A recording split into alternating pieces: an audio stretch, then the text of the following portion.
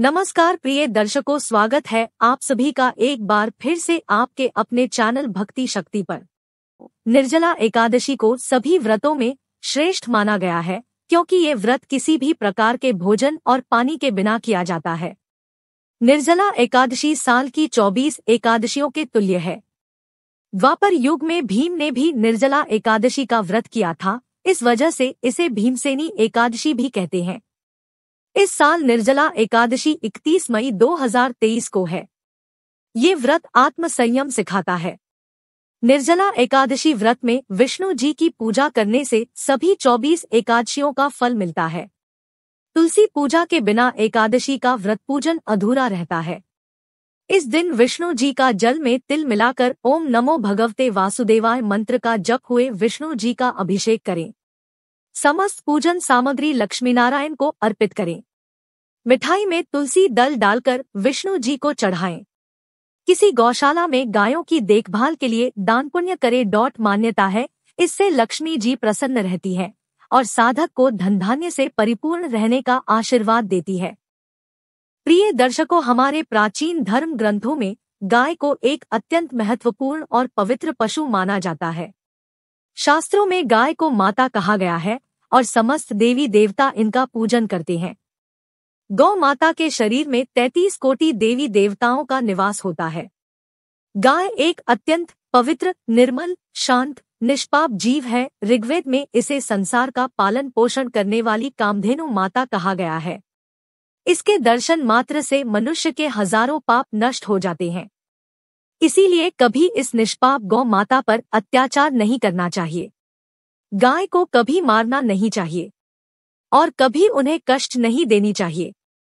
गाय को मारना शास्त्रों में सबसे बड़ा पाप माना गया है। दोस्तों, भगवान श्री कृष्ण को गायों से विशेष लगाव था। उन्हें गौमाता बहुत अधिक प्रिय थी।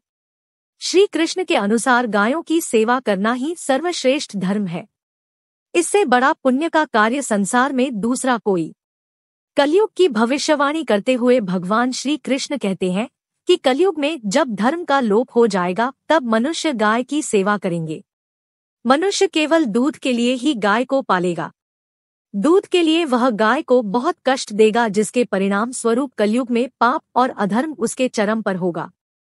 कलयुग के अंत का लक्षण बताते हुए श्री कृष्ण कहते हैं, जब संसार से गाय समाप्त हो जाएंगी तब कलयुग का अंत होगा। जो मनुष्य कलयुग में भी गाय की निस्वार्थ भाव से सेवा करेगा वह सुख समृद्धि प्राप्त करेगा। जो स्त्री रसोई में बनी पहली रोटी गौ माता को खिलाएगी वह सदा सुहागिन और सौभाग्यशाली रहेगी। जो लोग अपने घर में गाय से प्राप्त पंचगव्य को घर में रखेगा उसके घर में कभी दुख दरिद्रता नहीं आएगी। दोस्तों, हमारे धर्म के सभी शास्त्रों में गाय की सेवा को ही सर्वश्रेष्ठ माना गया है। जो व्यक्ति प्रतिदिन किसी न किसी तरह से गौ माता की सेवा करता है वह सबसे अधिक पुण्यवान बन जाता है। गांव में तो मनुष्य को गाय की सेवा करने का अवसर प्राप्त होता है, लेकिन शहरों में गाय के दर्शन आसानी से नहीं हो पाते हैं। इसीलिए मनुष्य को गौशाला में जाकर गाय की सेवा करनी चाहिए अथवा गौशाला के लिए दान धर्म करने चाहिए। इसके अलावा आप अपने घर में गौ माता की मूर्ति रखकर उनकी पूजा जरूर करें। इससे भी माता कामधेनु का आशीर्वाद प्राप्त होता है। शास्त्रों में गौ माता को मां लक्ष्मी का रूप माना गया है। इसीलिए उनकी पूजा करने से दरिद्रता दूर होती है। प्राचीन काल से ही गौ माता की सेवा और संरक्षण करने की परंपरा चली आ रही है। कई ऋषि मुनि अपनी कुटिया में गायों का पालन करते थे तथा राजा महाराजा गायों का दान करते थे। गायों के दान को सबसे बड़ा दान कहा गया है। गाय का दान करने से सभी जन्मों के पाप नष्ट हो जाते हैं और मनुष्य को मोक्ष की प्राप्ति होती है। आज हम आपको गौ माता के संबंध में बहुत ही महत्वपूर्ण बातें बताने जा रहे हैं। गाय की पूजा कैसे करनी चाहिए, गाय को कौन सी चीजें खिलाने से कौन सा फल मिलता है तथा गाय के किस अंग को स्पर्श करने से दरिद्रता दूर होती है आदि के बारे में हमारे शास्त्रों में बहुत ही महत्वपूर्ण ज्ञान दिया गया है। हमारी अत्यंत पूजनीय गौमाता के बारे में आप सभी को यह बातें अवश्य जान लेनी चाहिए। इससे आपके जीवन के सभी प्रकार के कष्ट दूर होंगे। दोस्तों, कई बार महिलाएं जाने अनजाने में गाय को कुछ चीजें खिला देती हैं जिससे माँ लक्ष्मी क्रोधित हो जाती है। शास्त्रों में कहा गया है कि यह चीजें गाय को कभी नहीं खिलानी चाहिए, इससे मनुष्य के जीवन में दुर्भाग्य आता है और उसे किसी भी कार्य में सफलता नहीं मिलती है। तो चलिए जान लेते हैं। गौ माता के विषय में महत्वपूर्ण नियम। सबसे पहली बात है दोस्तों, गौ माता के दर्शन करना बहुत शुभ होता है। शास्त्र कहते हैं रोज सुबह गाय के दर्शन होने से पुण्य की प्राप्ति होती है और सुबह गोबर के दर्शन होने से लक्ष्मी की प्राप्ति होती है। अगर किसी महत्वपूर्ण कार्य के लिए जा रहे हैं और अचानक ही गौ माता आपके रास्ते में आ जाती है तो वह कार्य निश्चित ही सफल हो जाता है। किसी भी यात्रा पर निकलते समय अगर गौ माता के दर्शन हो जाए तो वह यात्रा सुखपूर्वक पूर्ण हो जाती है, इसमें संशय नहीं है। ज्योतिष शास्त्र के अनुसार अगर कुंडली में यदि पितृ दोष होता है तो अन्य उपायों के साथ साथ गौमाता को प्रतिदिन रोटी और घास खिलाने से लाभ होता है और पितृ दोष से मुक्ति मिलती है।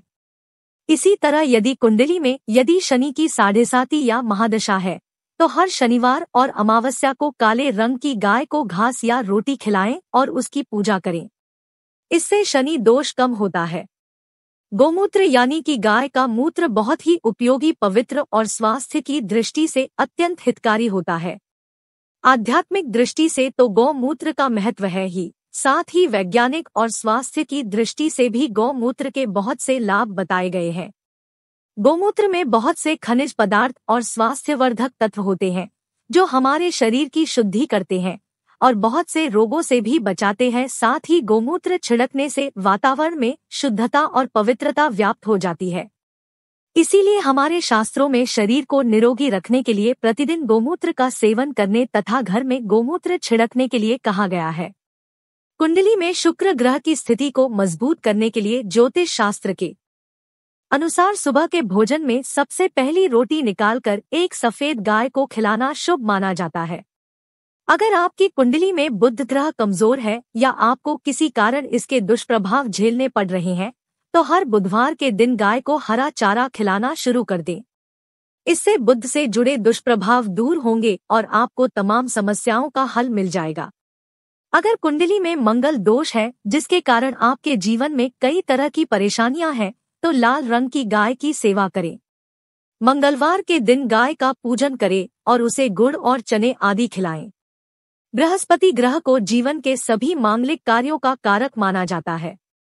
ऐसे में अगर किसी व्यक्ति के जीवन में विवाह आदि मांगलिक कार्यों में विघ्न निर्माण हो रहे हैं तो उन लोगों को कुंडली में बृहस्पति ग्रह की स्थिति को मजबूत करने के लिए रोटी पर गुड़ और चने रखकर गाय को खिला देना चाहिए। इससे आपको शुभ परिणाम प्राप्त होते हैं। अगर घर में अशांति है, लड़ाई झगड़े होते रहते हैं तो घर में सुख शांति बनाए रखने के लिए घर के अंदर गाय के गोबर से बने उपले को जलाना चाहिए और उसका धुआं संपूर्ण घर में फैलाना चाहिए। इससे घर की नकारात्मक ऊर्जा नष्ट होती है और सकारात्मक ऊर्जा में वृद्धि होती है। गाय के दूध, दही, घी, गोबर और गौमूत्र से बनने वाले मिश्रण को पंचगव्य कहते हैं। पंचगव्य को पाप नाशक कहा जाता है और हिंदुओं की एक धार्मिक विधि प्रायश्चित करने में इसका उपयोग किया जाता है। पंचगव्य को बनाने वाली सभी वस्तुएं अत्यंत उपयोगी होती है जो स्वास्थ्य के लिए लाभदायक तो है ही, साथ ही औषधीय गुणों से भी भरपूर है। दोस्तों, अगर आपके द्वार पर गौ माता आती है उसे बिना रोटी खिलाए जाने मत देना, नहीं तो आपको दुर्भाग्य का सामना करना पड़ेगा, क्योंकि जिसके द्वार से गाय बिना कुछ प्राप्त किए लौट जाती है उसके घर से लक्ष्मी भी चली जाती है। प्रत्येक स्त्री को प्रतिदिन गाय के लिए एक रोटी बनानी चाहिए और प्रेम से गौ माता को खिलानी चाहिए। इससे गौ माता का आशीर्वाद प्राप्त होता है और मन की इच्छाएं पूर्ण। कुछ लोग गौ माता को बासी भोजन अथवा जूठन खिला देते हैं। इसे शास्त्रों में पाप माना गया है और किसी अन्य पशुओं को खिला सकते हैं, लेकिन गाय को कभी जूठन नहीं खिलाना चाहिए। भूख के कारण गौमाता उस अन्य को ग्रहण तो कर लेती है, लेकिन इसका पाप उस व्यक्ति को लगता है जो गौ माता को ऐसा बासी भोजन खिलाता है। एक शाकाहारी और पवित्र पशु है, इसीलिए गाय के भोजन में कभी मांस, अंडे आदि चीजें नहीं डालनी चाहिए। ऐसा करने से महापाप लगता है। यदि आपकी कुंडली में चंद्र दोष है और जिसके कारण लगातार परेशानी उठानी पड़ रही है तो आप ये एक उपाय जरूर करें। आप रोटी पर सफेद मक्खन, नमक और घी लगाकर गौ माता को खिला दें। यदि शनि दोष है तो आटे में थोड़े काले तिल मिलाकर रोटी बनाकर गौमाता को खिला दें। इससे शनि दोष समाप्त होता है। मंगल दोष को दूर करने के लिए रोटी पर हल्दी लगाकर गाय को खिलाना चाहिए। अगर घर में धन की समस्या है तो गुरुवार के दिन गाय को केले का फल खिलाना चाहिए। इससे दरिद्रता दूर होती है। दोस्तों, गौ माता के पीठ पर एक उभरा हुआ कुबड़ होता है। उसको कुबड़ में सूर्य केतु नाड़ी होती है। जब भी आपके द्वार पर गौमाता पधारे, आप इसको कुबड़ को एक बार जरूर स्पर्श करें। इससे आपके जीवन से सभी दुखों का अंत होगा और धन संपत्ति की प्राप्ति होगी। शास्त्रों में कहा गया है, जो मनुष्य तन मन धन से गौ माता की सेवा करता है, वह मृत्यु के बाद वैतरणी नदी को गौ माता की पूंछ पकड़कर मार कर लेता है। उस व्यक्ति की अकाल मृत्यु नहीं होती है और उसे मोक्ष की प्राप्ति होती है। जिस व्यक्ति के भाग्य की रेखा सोई हुई है, अगर वह व्यक्ति अपनी हथेली पर गुड़ रखकर गौ माता की जीभ से चढ़ाता है तो उसकी सोई हुई भाग्य रेखा खुल जाती है और उसका दुर्भाग्य सौभाग्य में परिवर्तित हो जाता है। तो दोस्तों, इस प्रकार से आप सभी गौ माता की सेवा जरूर करें।